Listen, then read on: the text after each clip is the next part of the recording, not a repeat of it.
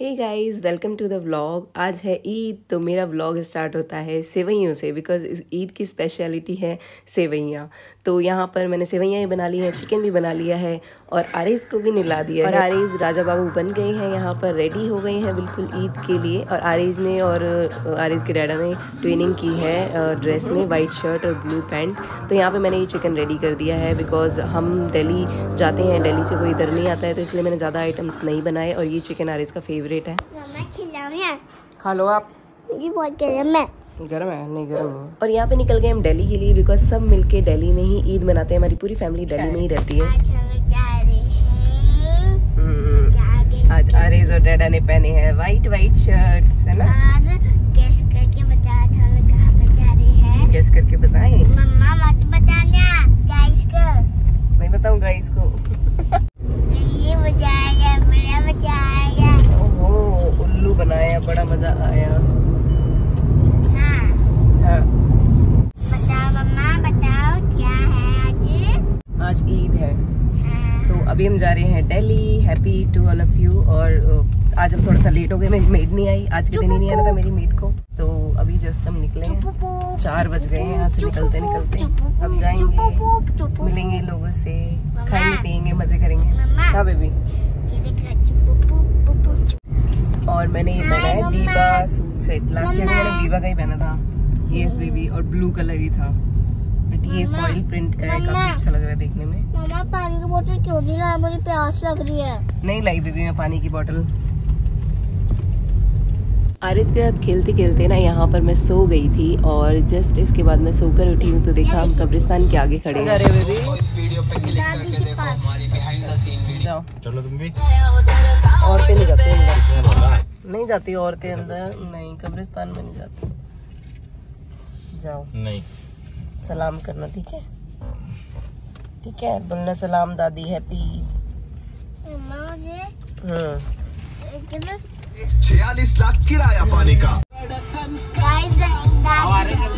दादी ना स्काई में चली गई। स्काई में चली गई दादी? अरे पता है गाइस। हाँ, और हमें दादी की बहुत याद आती है, डैड को भी, मुझे भी और मम्मा को भी। मम्मा चूड़ी इतनी सॉफ्ट है। ये वेलवेट चूड़ी। जल्दी जाओ, जल्दी जाओ। इन चूड़ियों पे बाल लगे हैं। अब आप आरिज़ और आरिफ दोनों गए हैं कब्रिस्तान।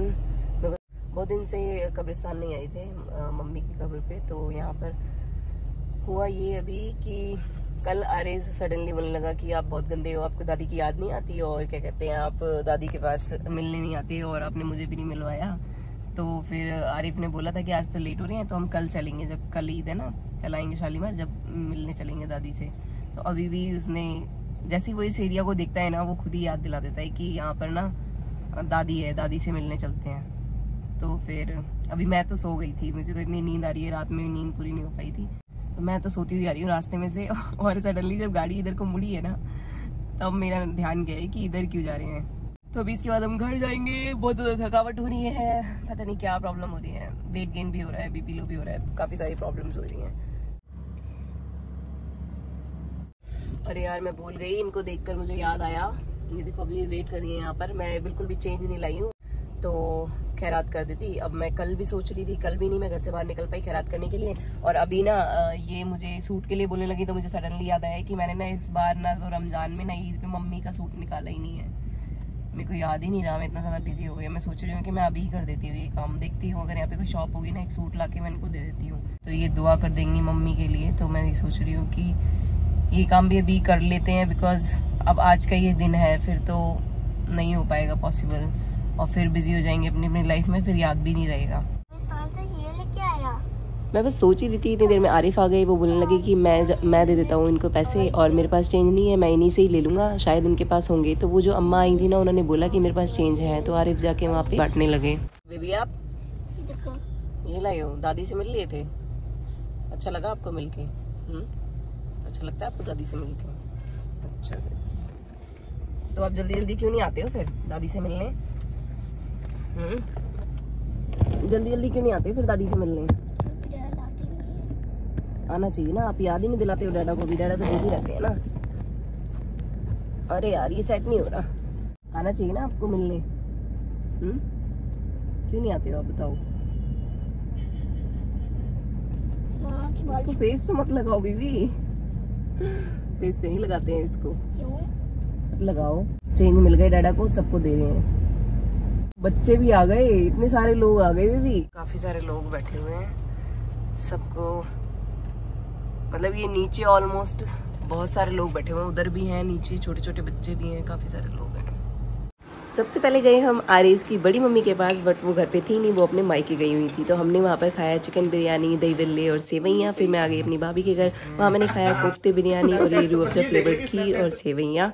और बच्चे मेरे ऊपर हंस रहे थे बिकॉज मैं ब्लॉग कर रही थी। फिर मैं आ गई यहाँ पे घर, तो मैंने अपना पूरा लुक दिखाया नहीं था, तो मैंने सोचा पूरा लुक दिखा देती हूँ।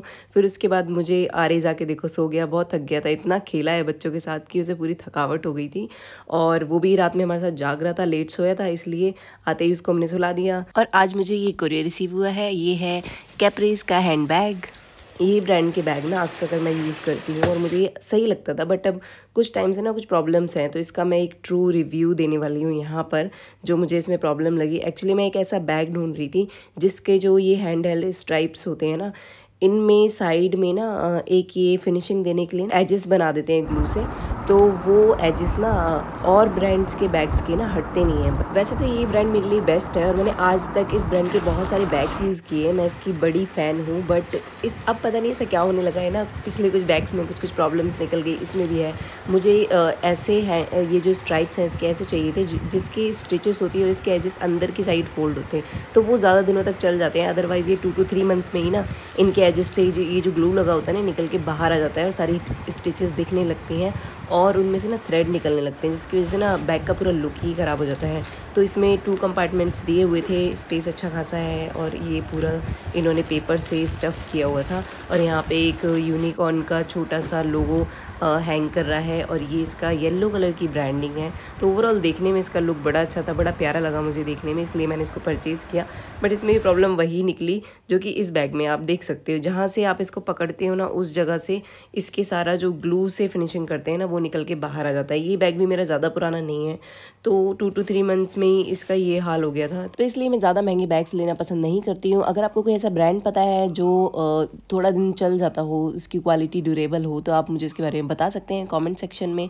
तो that's it for this video. Thank you for watching. Please like share and subscribe to my channel. अगर आप न्यू हो तो please subscribe to my channel.